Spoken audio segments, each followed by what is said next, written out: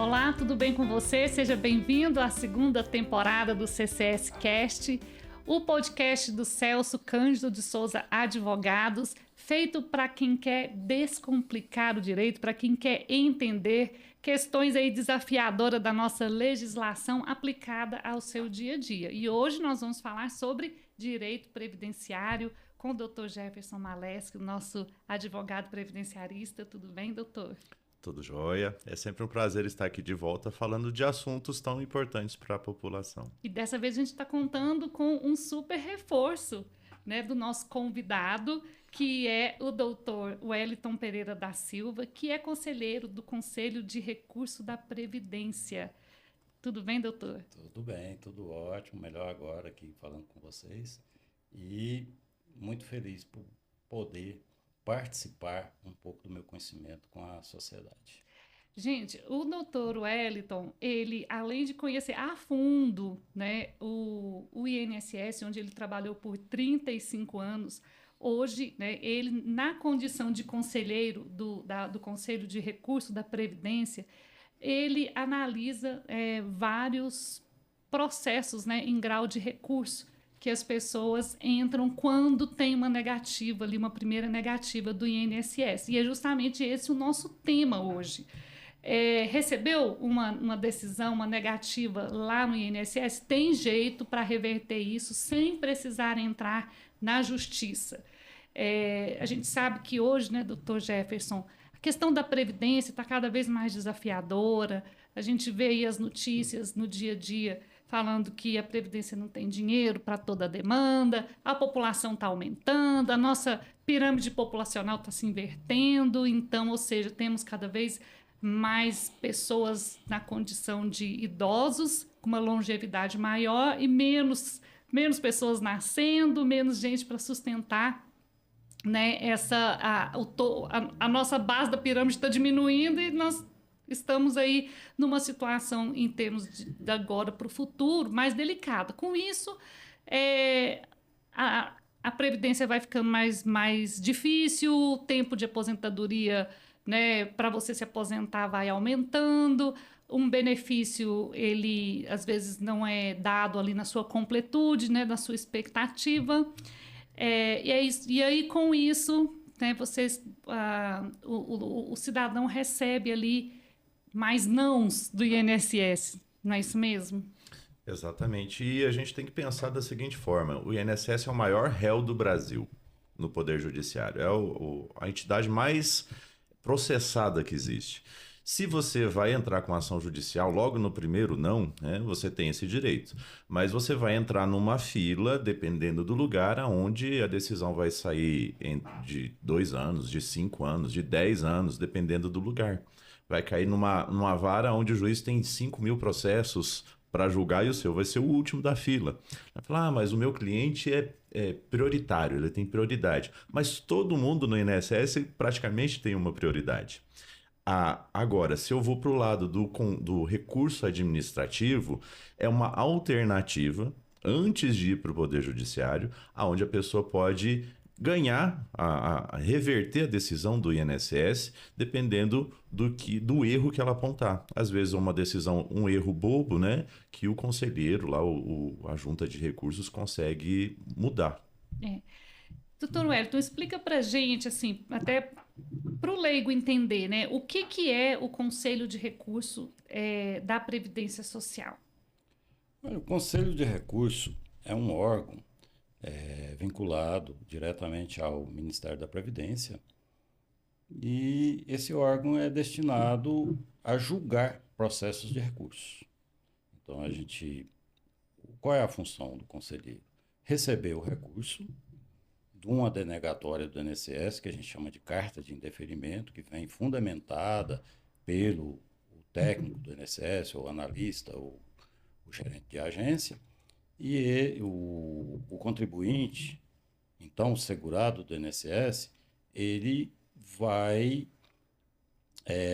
entrar com um recurso administrativo que vai ser protocolizado, e esse recurso vai cair na mão de um conselheiro que se torna o relator daquele processo, vai estudar o processo dentro das normas, dentro do direito, das normas e de uma forma que ele trabalhe dentro da imparcialidade. O senhor até comentou que o Conselho é um órgão independente do INSS, porque a gente pode pensar, está todo mundo junto ali? O Conselho de Recurso, ele pertence ao Ministério da Previdência, mas ele não é subordinado ao INSS. Ele é um órgão que julga as decisões do INSS em grau de recurso administrativo. Então, esse recurso administrativo ele é interposto pelo segurado, que pode constituir um advogado, ter um patrono, advogado ou não. Ele próprio pode fazer o recurso.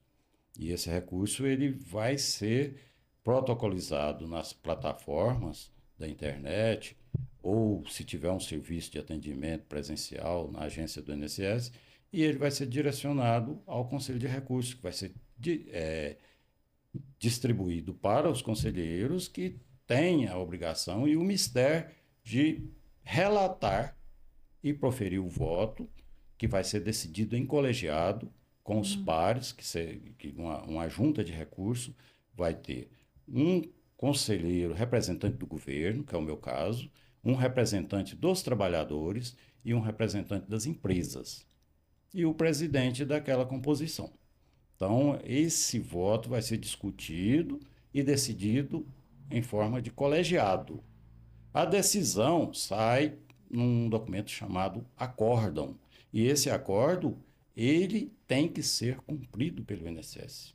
A lei assim o exige, que o INSS tem que cumprir aquele acórdão, e o acordo ele vai ter um impacto, né? Ele vai impactar no bolso do contribuinte, do segurado, que aquilo ali é o que a gente chama de justiça social.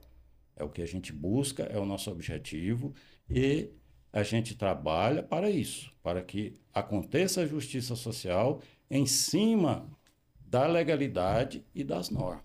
Você falou que a Previdência é o maior réu na justiça comum. E como é que é o volume de recursos hoje, né, dentro aí do Conselho? Olha, o volume de conselho, aqui sem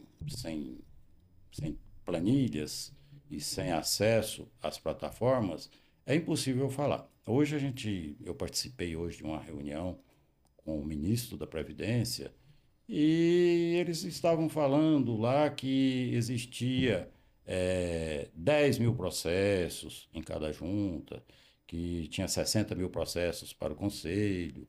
É muito, é um volume muito, muito grande, mas nós temos um grupo muito grande de conselheiros aí. Hoje, na participação que nós tivemos lá na reunião com o ministro, compareceram mais de 500 conselheiros. Então, em todo o Brasil, deve ter aí em torno de uns 700 conselheiros. E cada conselheiro pode produzir até 200 relatórios e votos por mês. Então, hoje, o volume de processos está diminuindo numa proporção muito menor do que quando não era informatizado, que hoje nós temos todos os recursos da informática, né? Nós temos da internet. Nossas reuniões são feitas por salas de Eu já ia perguntar se a reunião era presencial ou era digital. Hoje não precisa mais reunir os conselheiros todos nas capitais ou em grandes cidades. O meu exemplo, eu sou um conselheiro lotado na primeira composição adjunta da 11ª junta do CRPS, que está no Rio de Janeiro. A minha adjunta é de Niterói e eu moro em Anápolis. E nem por isso deixo de trabalhar e de cumprir minhas obrigações e de participar de todas as convocações. O fato de estar no... Pode falar, doutor. Você ia complementar? Não, pode continuar. O fato de você estar trabalhando para os casos de Niterói é proposital? Tipo, você é de Goiás, não vamos colocá-lo em Goiás para que seja neutro, se eu não tenho um contato com as pessoas, os recorrentes? Eu fui nomeado em 2024. Quando eu cheguei lá, muita coisa já tinha mudado. Mas desde quando eu tenho conhecimento da junta, do procedimento das juntas de recurso é nacional. Eu mesmo, essa semana, eu pautei 170 processos, 173 processos para ser julgado segunda-feira na junta.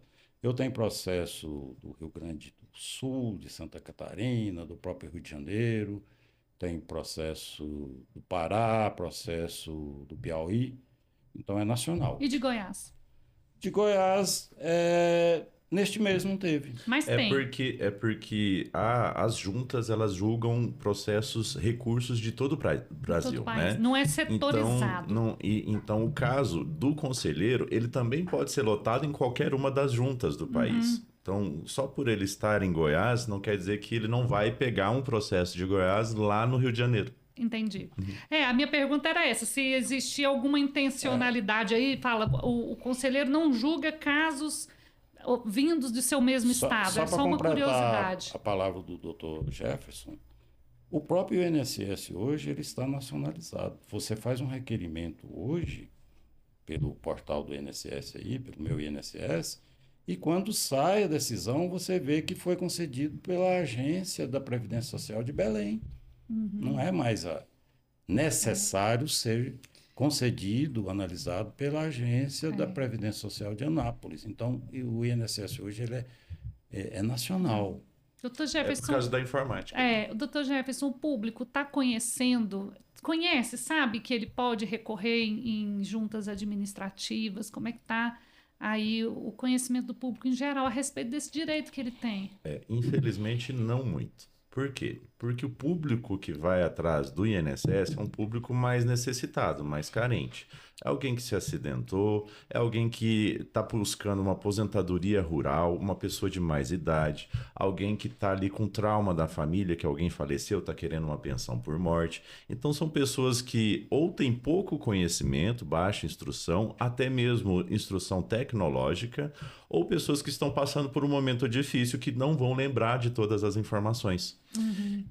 Então, são poucas as pessoas que poderiam já recorrer de cara, mesmo sozinhas, para a junta de recursos, para o conselho de recursos. Aqueles que conseguem recorrer são aqueles que ou são mais estudados ou contratam um advogado para fazer esse papel.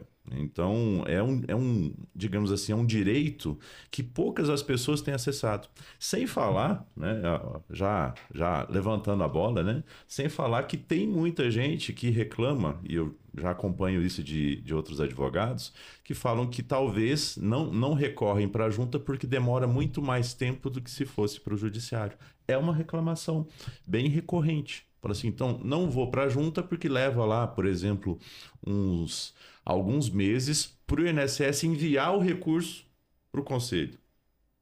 Talvez a pessoa não sabe que tem os meios próprios de fazer aquele cutucãozinho, né? Para fazer o recurso subir. Pois é, e a sua visão? Demora mais por via administrativa? Acho que se a pessoa souber esses mecanismos de acelerar ou de fazer com que o processo não fique parado em algum lugar, não demora. Ele fica no mesmo tempo. Até porque quando você está num recurso administrativo, os relatores eles têm prazos. Né? Quando você vai para o judiciário, o juiz não tem prazo. Vocês têm prazo. Na hora que chega lá na mesa de vocês, quanto tempo? Depois que foi distribuído para o conselheiro, nós temos metas. Hoje nós estamos trabalhando na meta dos 180 dias, no máximo 180 dias. E o processo que caiu na caixa do conselheiro não pode ultrapassar 365 dias. Certo. Tá? Então, a gente trabalha, como a gente recebe processos com mais de 1.000 dias, que vêm de outras juntas, de juntas que não tinham conselheiros, porque por um motivo ou outro, não tem como fazer o processo seletivo ali, por questões de orçamento e questões de gestão do Ministério. Então, algumas composições adjuntas ficaram desfalcadas de conselheiros e ali ficou mais de 1.000, 1.000 dias, 1.500 dias, e já cai na caixa da gente já com mais de 1.000 dias. Mas o conselheiro tem que julgar aquilo ali dentro desse prazo previsto. Então, aqueles processos que não vêm em forma de incidente, que são os embargos, embargo é de um processo que já foi julgado e houve um embargo. O embargo é 60 dias. Eu ia perguntar justamente isso, era porque o senhor até comparou, né, a segunda instância, né, vamos dizer assim, o conselho. Uma vez que tem a decisão do conselho, ainda cabe mais um recurso administrativo? Nós temos as câmaras de julgamentos, que a gente usa a sigla CAGE, né? É Câmara de Julgamento do Conselho. Então, acima das juntas, tem as câmaras, que são sediadas em Brasília. E seria um terceiro grau de recurso dentro do INSS. Mas o senhor, no caso, só julga em segundo grau, vamos dizer assim. Eu sou conselheiro de junta de recurso, eu não sou conselheiro de CAGE. Certo. CAGE é a sigla que a gente usa para falar das câmaras de julgamento.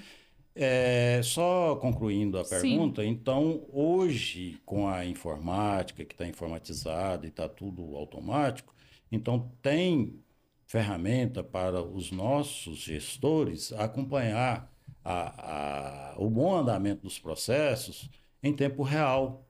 Não precisa mais ficar pedindo despacho, pedindo processo para ver o que está escrito. Aquela pessoa que está nos monitorando, aquelas da alçada maior, então eles têm ali o processo nosso no laptop dele.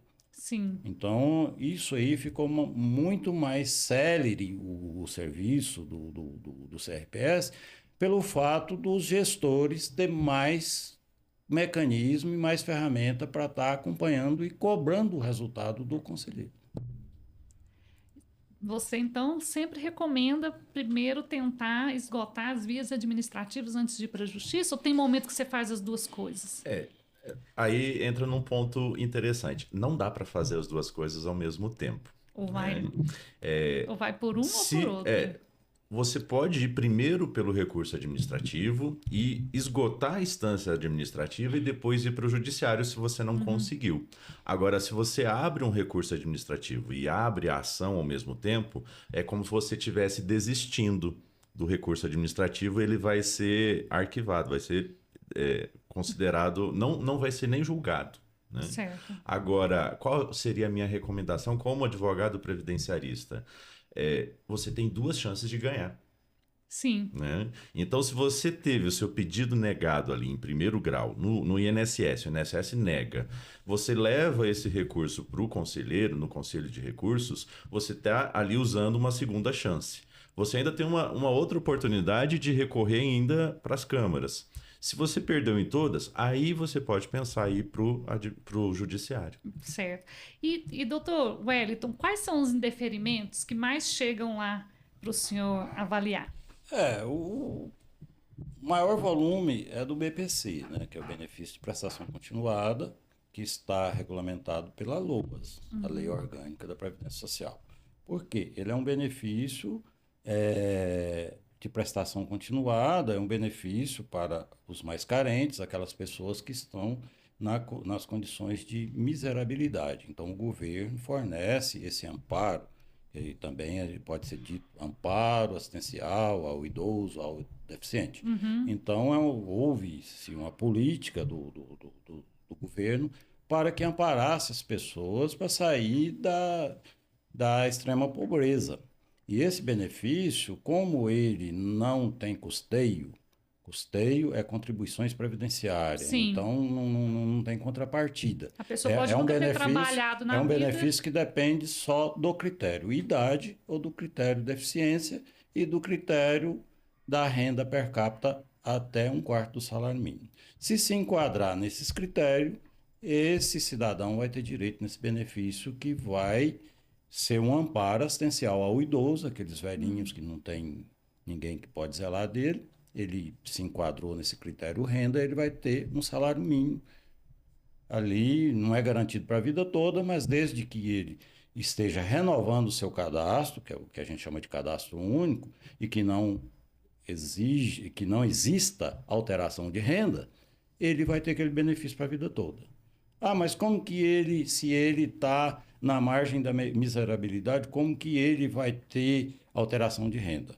Eu posso dar um exemplo de um cidadão deficiente que tem um benefício e pode contrair um matrimônio com uma pessoa abastada. Então, esse benefício ele vai ser cessado porque o critério renda já não está dentro da legalidade. Então, esse benefício vai ser cancelado, vai ser suspenso, vai ser cessado, porque a lei não vai dar amparo para ele receber, desde que a esposa ou o esposo dele tenha uma renda maior que vai ultrapassar esse critério de renda per capita de até um quarto Mas salário. aí ele fez uma troca boa, ele trocou o benefício por uma esposa. Ah, E ainda a esposa bem abastada, né? exatamente. Então, quer dizer que o BPC é a fonte das maiores dissidências, né? Normalmente o INSS tem negado mais esse recurso ou a renovação dele. É o que se depreende. O BPC, ele não é o carro-chefe dos indeferimentos. Por quê? Hoje, é aquilo que você falou, se a sociedade tem conhecimento ou não, mas existe muitos órgãos para orientar a pessoa no direito. Assistência social do município. Então é uma questão de informação. Defensoria Pública. Uhum. Os próprios vereadores, né? A Câmara de Vereadores, com as suas assessorias.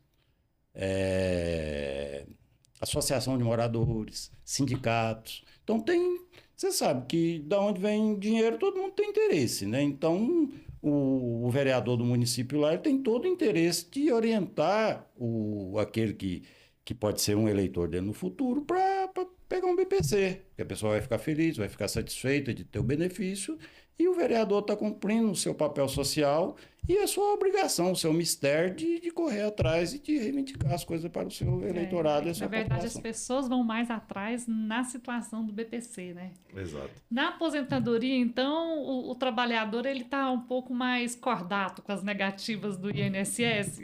É interessante que quando a pessoa é segurada, que ela contribuiu, né? Sim. Ela tende a aceitar mais a decisão do INSS pensando que ela está errada.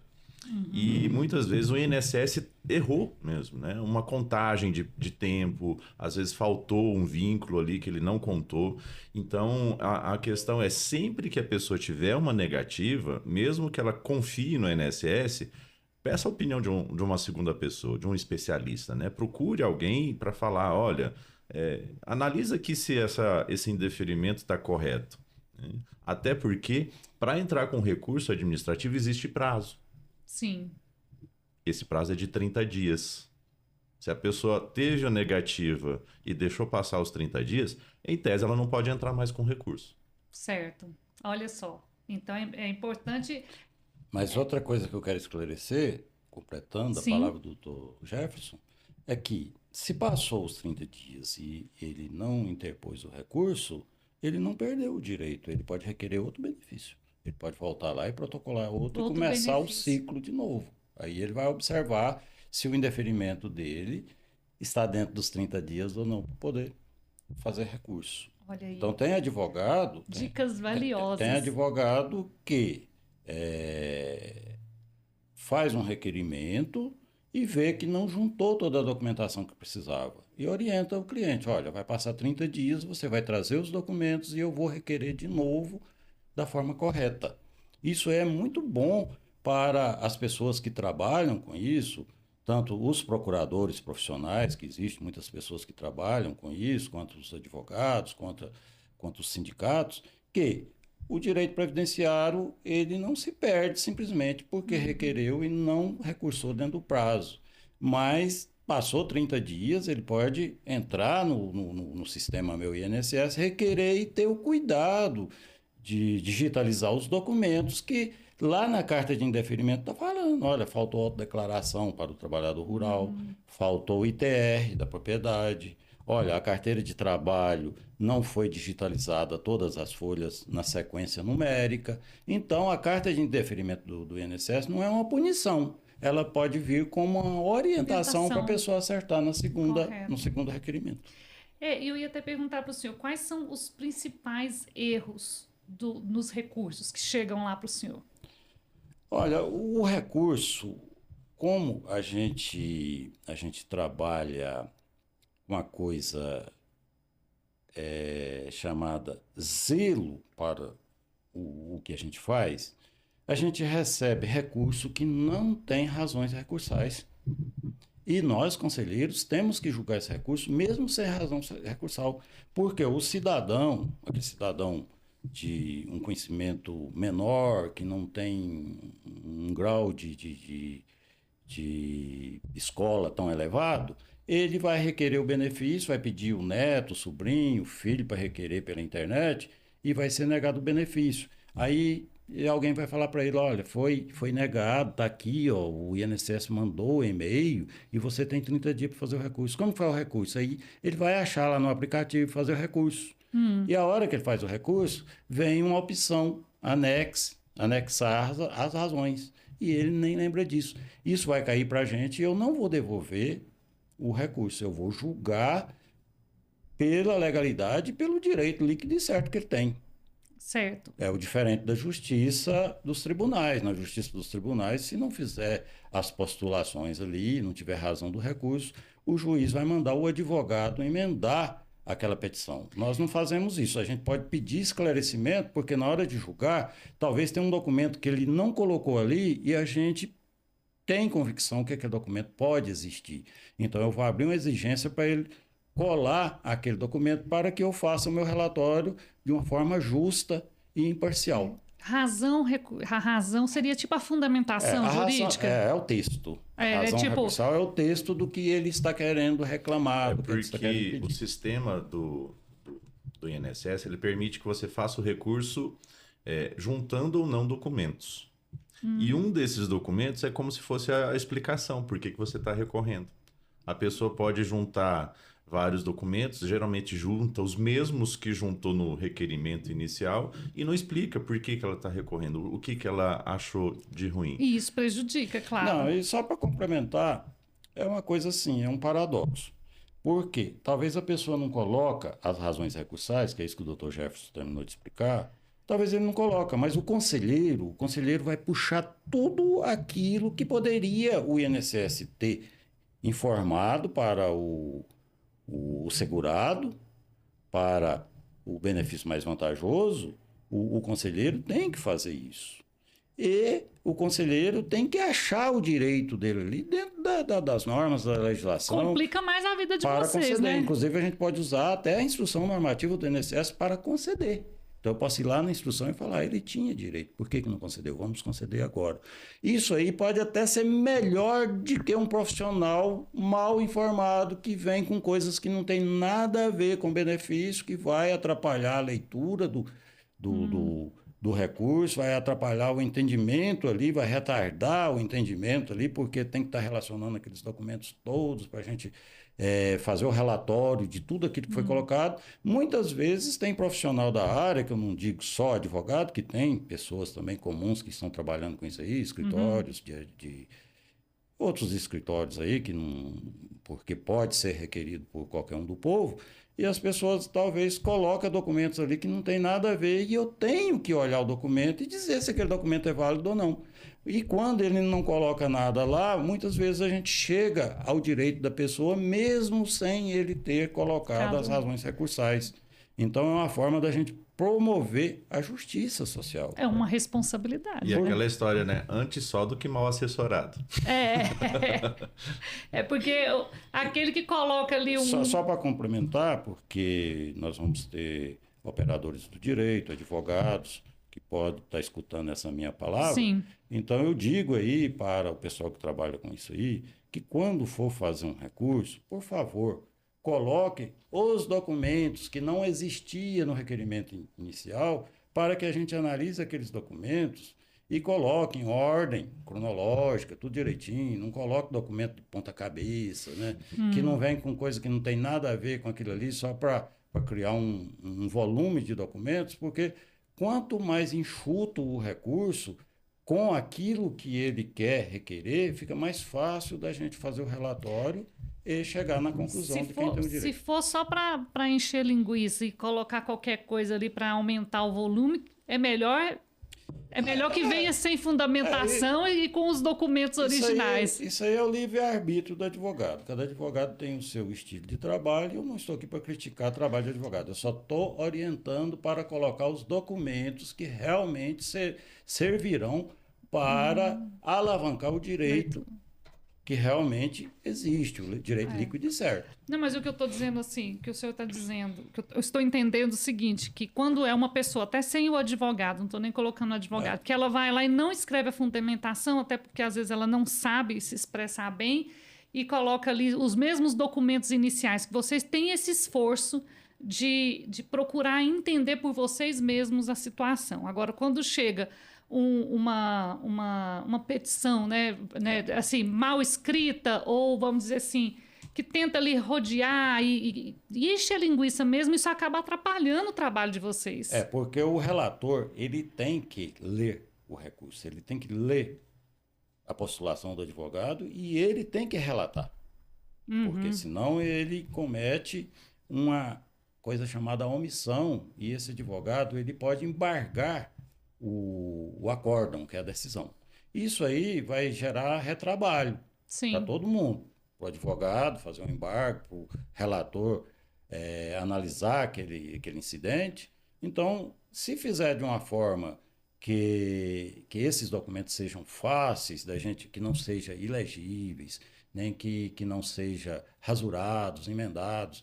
Carteira de trabalho, tem muita gente que acha que porque está um pouco esmaecido, passa a caneta em cima. Aí eu não vou considerar esse documento porque existe emenda na carteira, eu não posso acatar.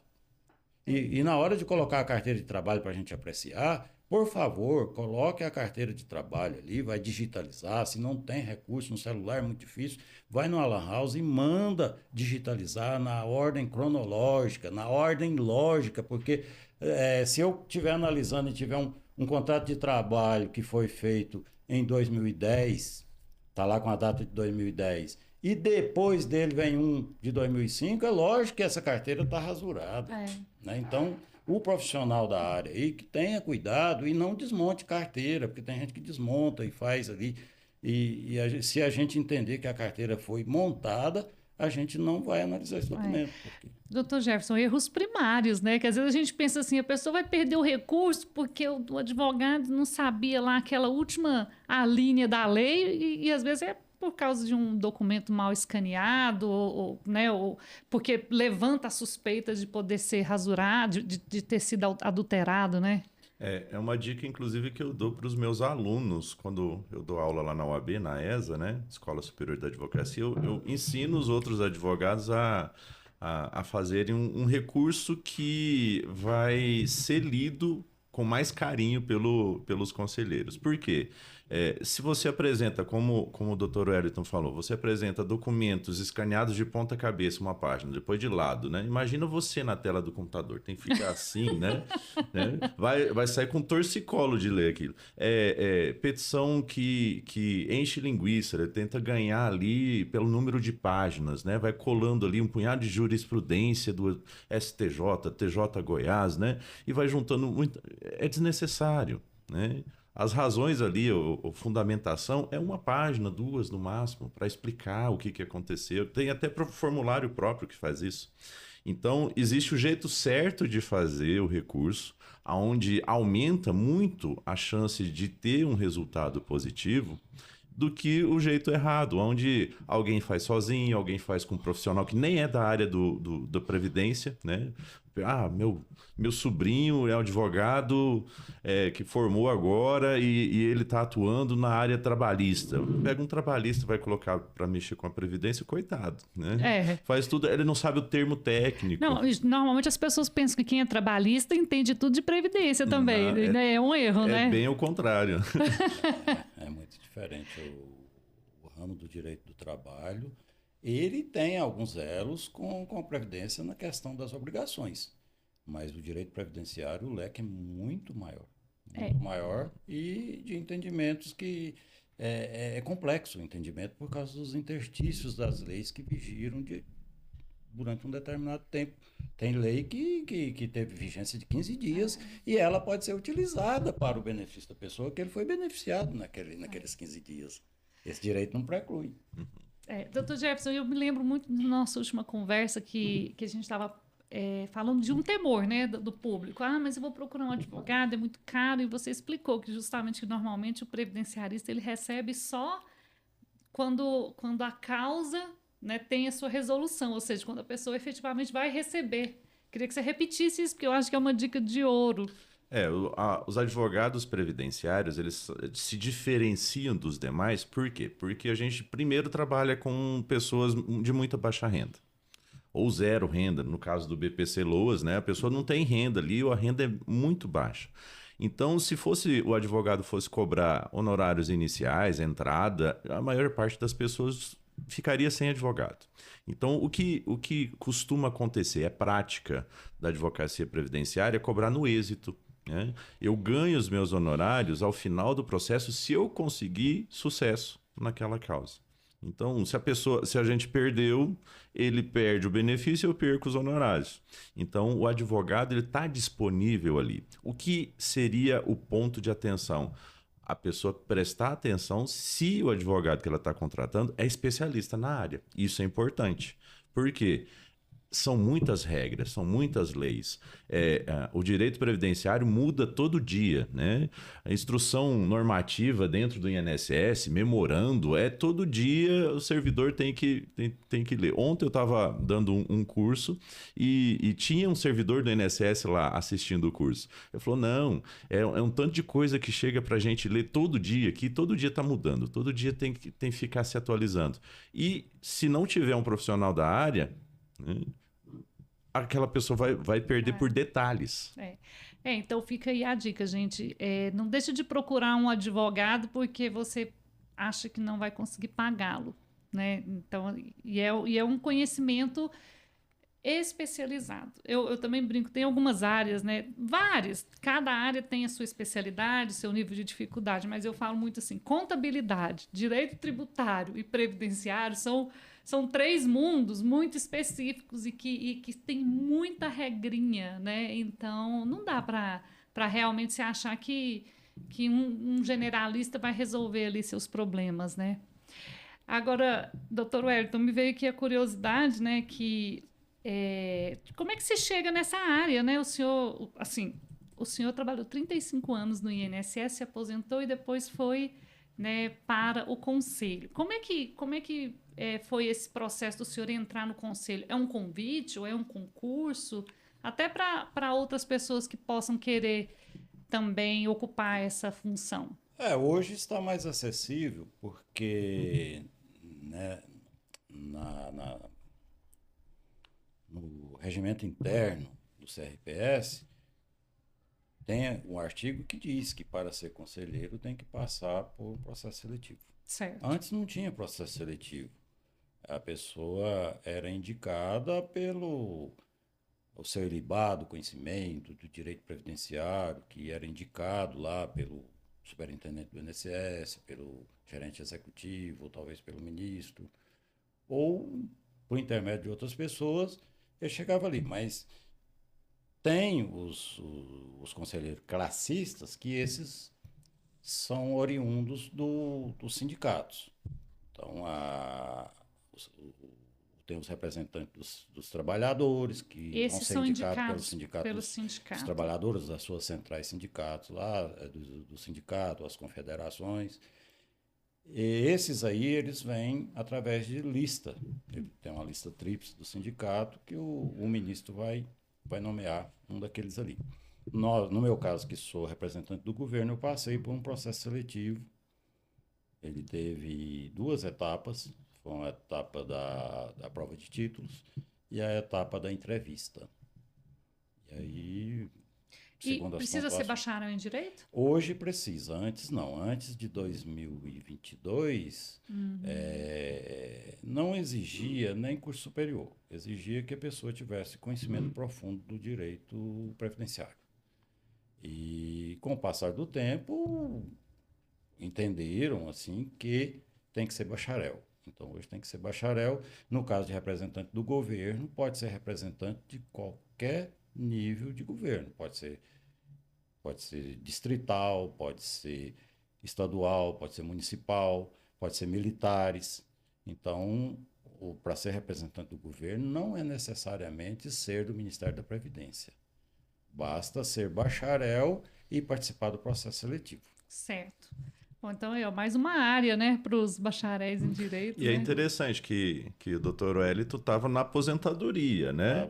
E saiu da aposentadoria, continua aposentado, mas agora também atuando como conselheiro. Então, até mesmo pessoas da área do governo que estão aposentados ou reformados, no caso dos militares, eles têm essa possibilidade de voltar. Basta ter o danado do conhecimento na área previdenciária. E o senhor, né, com 35 anos de INSS, conhece, assim, além de ser bacharel, conhece muito aí desse universo.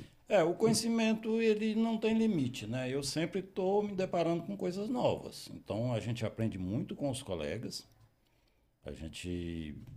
Nós trabalhamos em turmas para o julgamento, eu já expliquei aqui como que compõe uma turma. E a gente, na hora de julgar ali, a gente tá falando pro outro, olha, eu acho que isso aqui ficaria melhor, isso aqui atende aquele artigo da lei, esse entendimento aqui pode ser mudado, e com isso a gente vai amadurecendo aquele conhecimento que a gente traz da academia ou da experiência de vida. Certo, sempre é tempo de aprender, né? Gente, foi muito boa essa conversa, né? Mais uma vez aqui eu aprendendo com vocês, e eu quero deixar o espaço aberto aí para as considerações finais, tanto suas, doutor Jefferson, como do senhor, doutor Wellington. Eu começo, então. Sim, Deixar a palavra final para o doutor Wellington.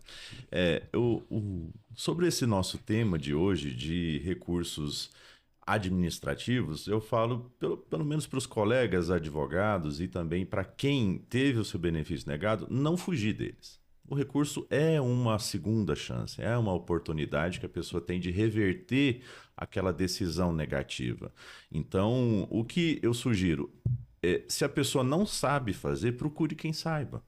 Se ela não tem noção, eu perdi, não é o fim de tudo, né? Existem estratégias para fazer o recurso, existem estratégias até mesmo para fazer um novo requerimento, né? Existem estratégias para saber qual tema é melhor levar para o Conselho de Recursos, qual tema é melhor levar para a Justiça.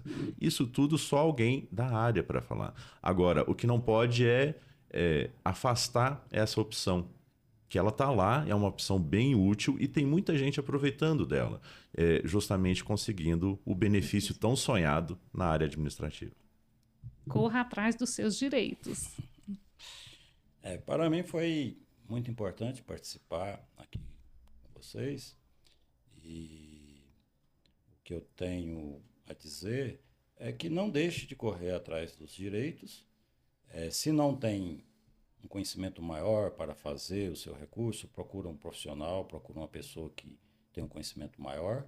E se não tiver essa pessoa, que peça àquele parente que saiba trabalhar no celular, no laptop ali, para fazer. Mas não deixe de correr atrás dos direitos, porque nós estamos lá para julgar, e julgar com imparcialidade, e para cumprir a nossa função social, que é entregar para a sociedade as decisões, que seja negando. Se a gente estiver negando, a gente está protegendo os cofres do governo, mas negando de uma forma justa, e se a gente estiver concedendo, a gente está promovendo a justiça social em forma de benefício que vai resolver muitos problemas pessoais. Então, eu acho e tenho certeza que a nossa função de conselheiros do CRPS, ela é muito importante e relevante para a justiça social e para o amparo daquelas pessoas que não têm conhecimento do seu direito e da forma correta de demandar o direito dentro do INSS. Eu também tenho certeza disso. E é muito bom a gente ver pessoas comprometidas com aquilo que aquela se propõe a fazer, né? E a gente percebe nas palavras do senhor muito comprometimento, muito compromisso, né, com o seu cargo, com o propósito, né, de ajudar pessoas, de ser justo. Parabéns. Muito obrigada pela presença, e eu quero entregar aqui, em nome do escritório do Celso Cândido de Souza, o livro do cinquentenário, Nas Trilhas da Justiça, Memórias e Reflexões de Meio Século de Advocacia. Todos os advogados da banca escreveram contos reais, de histórias dos bastidores, né? De clientes que eles atenderam, de situações pelas quais eles passaram até que chegasse a uma decisão. E aí eu queria entregar em suas mãos. Muito obrigado. Muito obrigado. E depois esperamos, né, Dr. Jefferson, porque tem contos aí do Dr. Jefferson também. Esperamos aí o seu feedback para saber o que achou. E se também depois quiser compartilhar alguma história com a gente, esteja à vontade. Por isso mesmo. O livro é uma reunião de contos de vários advogados. Eu tenho 2 aí, contando algumas experiências que levaram ao sucesso. Isso. Eu espero que tenham correspondido às expectativas. Com certeza. Com certeza. Os microfones do CCS Cast estão abertos para quando o senhor quiser voltar. Dr. Jefferson Maleschi, espero que tenha contribuído aqui com as expectativas. Com certeza. Muito obrigada. E por aqui, gente, nós vamos ficando. Esse foi o CCS Cast, o podcast do Escritório Jurídico Celso Cândido de Souza Advogados, que fica aqui em Anápolis, Goiás, mas daqui já se expandiu para todo o Brasil. Se esse conteúdo fez sentido para você, deixa a sua curtida, compartilhe com quem precisa desta informação e deixe também o seu comentário com a sua dica, a sua participação, a sua dúvida, que nós teremos todo o prazer em responder. Até a próxima!